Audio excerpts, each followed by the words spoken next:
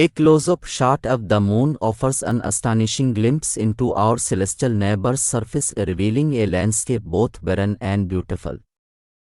The moon's surface is dominated by vast plains called meteorite, which are actually ancient basaltic lava flows. These dark regions contrast starkly with the lighter, heavily cratered highlands. Craters of various sizes, formed by countless meteorite impacts over billions of years, pockmark the surface, creating a rugged terrain.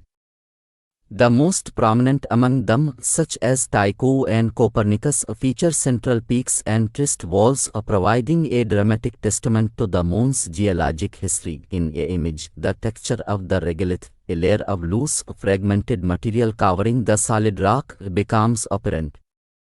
This dusty layer, comprised of fine particles or rocks and glass beads, gives the moon its unique silvery sheen.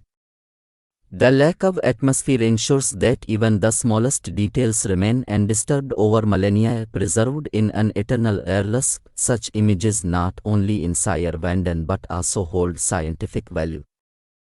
They allow astronomers and geologists to study the moon's composition and history, offering clues about the early solar system.